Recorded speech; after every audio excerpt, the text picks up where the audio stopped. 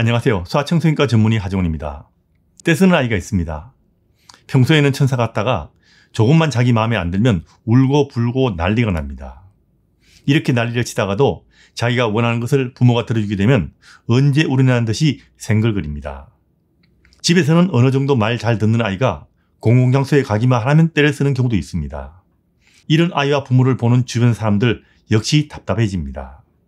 오늘은 떼쓰는 아이를 고치는 법에 대한 이야기인데, 이번 이야기는 떼쓰지 않는 아이를 키우는 법과 유사하지만 우선순위와 가중치가 좀 다르기 때문에 가능하면 영상을 끝까지 보시기 바랍니다.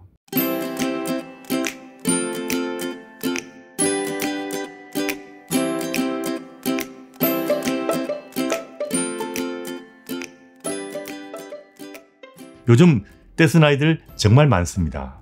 조금만 자기 마음대로 안 되면 징징거리고 울며 매달리고 소리치고 바닥에 주저앉아서 난리를 치는 경우도 있습니다. 심지어 진료실에 들어와서도 다른 사람 눈치 같은 거 볼 생각도 하지 않고 떼를 쓰는 경우가 있습니다. 떼쓰는 아이 달래도 보고 무시해도 보고 야단도 쳐봐도 결국에는 아이가 원하는 것을 다 들어준 후에야 울음 거쳐주는 것만으로도 감사해야 할 정도입니다. 정말 이렇게 살아야 할까요? 아니죠. 천만의 말입니다. 부모가 죄진 거 있습니까? 그렇게 살지 마십시오. 아이 떼쓰는 것을 받아주는 것은 단순하게 아이 키우는 거 힘들다 이런 면을 떠나서요, 아이의 성격 형성과 자존감의 형성에도 큰 영향을 줄 수 있고요, 사회생활은 물론 앞으로 아이 인생에 큰 문제가 될 수 있다는 점도 꼭 미리 알아두셔야 됩니다. 떼쓰는 것이 나이 들면 저절로 좋아질 거라고 기대하지 않는 것이 좋습니다. 3살 버릇 8가지 간다는 말이 있듯이 가능하면 두드러전이 어릴 때 이런 것들을 잘 고치지 않으면 떼쓰는 것은 갈수록 심해질 수 있고요, 어린이집같이 단체 생활을 할 경우 다른 아이들과의 인간관계에도 문제가 생길 수 있습니다. 어른이 되어서 자기 부모에게 떼쓰고 부부간에도 상대편에게 떼쓰는 황당한 일이 벌어지기도 합니다. 쉽게 이야기해서 말이 안 통하는 사람이 될 수 있다는 이야기입니다. 떼쓰는 아이 고치는 것은 나이를 불문하고 지금부터 고치는 것이 중요합니다. 그래서 떼쓰는 아이는 아이의 미래를 위해서도 어릴 때부터 고쳐야 한다는 것을 확실하게 인식하는 것이 떼쓰는 아이를 고치기 위해서 제일 중요한 겁니다. 이거는 꼭 고쳐야 한다는 확실한 목표가 없으면 며칠 하다가 흐지부지하게 되고 그 다음부터는 떼를 더 쓰게 될 수도 있습니다. 떼쓰는 아이에게 이제부터는 다시는 끌려가지 않겠다는 부모의 확고한 마음가짐이 굉장히 중요합니다. 그리고 3살 이전에는 아이 원하는 거 다 들어주지 않으면 마음의 상처를 입는다든지 정서 발달이 좋지 않다 같은 이상한 생각은 하지 마십시오. 요즘 이런 이상한 이야기를 듣고 아이가 울고 떼쓰면 다 들어줘야 한다는 생각에 이러지도 못하고 저러지도 못하는 부모들이 많은데, 그런 거 정말 황당하고 잘못된 육아 정보입니다. 이런 걱정을 버리는 것이 떼쓰는 아이를 고치는데 역시 중요합니다. 아이들이 떼쓰는 거 다 이유가 있습니다. 아이들은 자신의 행동에 대한 부모의 반응에 따라서 그 행동을 해도 되는 건지 안 해야 하는 건지를 판단하게 됩니다. 떼써서 원하는 것을 얻은 아이들이 떼를 쓰는 겁니다. 부모가 안 된다고 한 것을 떼써서 얻었든지 떼쓰면 더 쉽게 얻을 수 있다는 생각을 하게 되면 더 떼를 쓰게 됩니다. 만일 떼를 써야만 원하는 것을 얻는다라는 생각을 하게 되면 다음부터는 항상 떼를 쓰게 될 수 있습니다. 떼쓰는 거 고치는 방법은 생각보다 단순하고 쉽습니다. 떼를 쓸 경우 엄한 표정을 하고 단호하게 하지 말라는 말을 하고 그 다음부터는 무시하는 것이 좋은데, 이제부터는 떼를 써서는 아무것도 얻을 수 없다는 것을 확실하게 알게 해주면 됩니다. 실제로 떼 별로 쓰지 않는 아이를 키우는 부모는 알게 모르게 이렇게 행동하기 때문에 아이들은 떼를 쓰지 않고 떼를 써야 할 필요도 못 느낍니다. 예전에는 요즘처럼 많이 떼를 쓰는 아이들이 흔치 않았고요, 이렇게 심하게 떼 쓰는 아이들을 보기 힘들었던 이유는 간단합니다.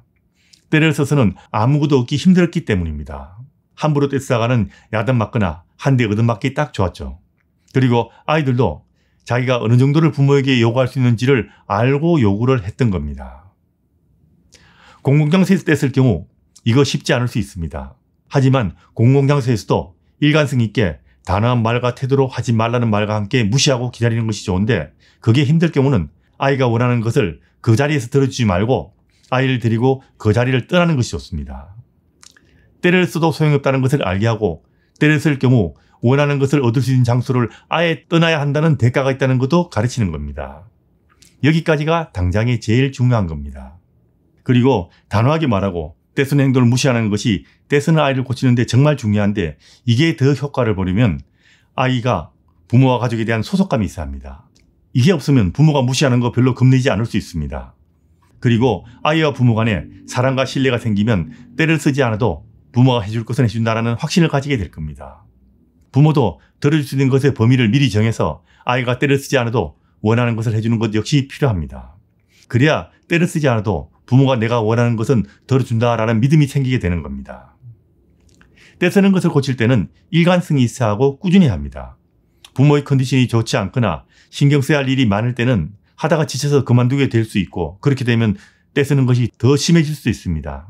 이런 경우라면 차라리 시도 자체를 컨디션 좋은 때로 연기하는 것이 더 좋을 겁니다. 간혹 이런저런 거 다 해봤는데도 안 된다라는 부모들이 많습니다.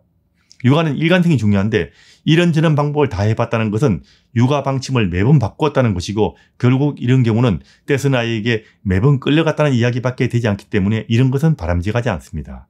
한 번 하면 그걸로서 끝을 낸다는 생각을 가지고 일관성 있게 밀어붙여셔야 됩니다.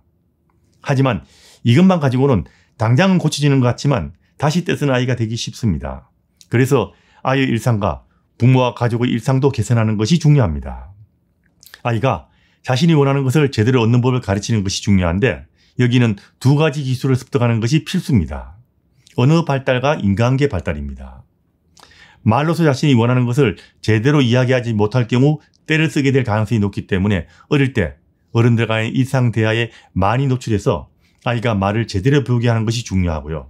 그리고 아이의 행동에 대한 부모의 반응도 중요하지만 평소 부모가 다른 사람들을 대하는 인간관계를 보여줘서 다른 사람을 어떻게 대하는가에 대한 롤모델을 보여주는 것도 중요합니다. 그리고 아이가 지켜야 될 규칙에 대해서 평소 아이와 이야기를 나누면서 미리 정해두는 것이 좋습니다. 때를 쓰는 상황에서는 안 되는 것을 안 된다고 말을 해도 아이 귀에 잘 들어오지 않습니다.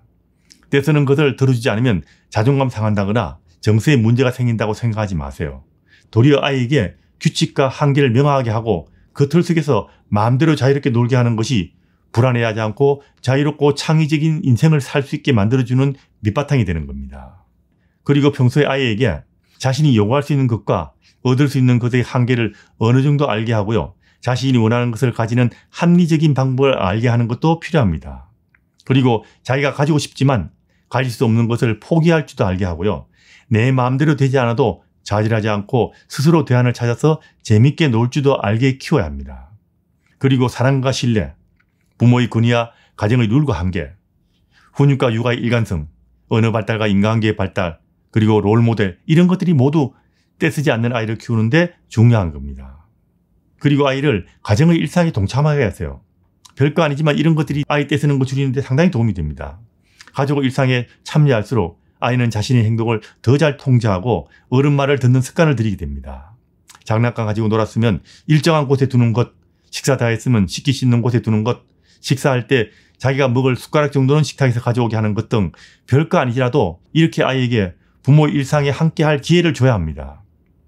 물건 나눌 때도 아이가 들 수 있는 것은 아이가 들게 하는 것도 한 가지 방법입니다. 부모는 일방적으로 내게 뭔가를 해줘야만 하는 존재가 아니라는 점을 꼭 알려주셔야 합니다. 그리고 때를 쓸 때 설명하고 설득할 생각은 하지 않는 것이 좋습니다. 계속 때를 쓸 아이를 설득하려고 납득시키려 노력하면 할수록 아이는 때를 더 쓰게 될 수도 있습니다. 대부분이 그렇습니다. 이렇게 때 쓰지 않는 아이로 키우는 법과는 달리 때 쓰는 아이를 고치는 법은 아이 때 쓰는 행동에 대한 부모의 대응이 제일 우선시 돼야 됩니다. 쉽게 이야기하면 때 쓰는 아이를 고치는 법은 주로 아이 위주로 이야기하는 경우가 많은데, 때 쓰지 않는 아이로 키우는 법은 가족과 부모의 일상이 위주가 되는 방법이라는 점에서 큰 차이가 있습니다. 때를 쓰지 않는 아이를 키우는 법은 아이가 어릴 때부터 생활의 틀을 잡아주는 것으로부터 시작된다는 점이 크게 다른 점입니다.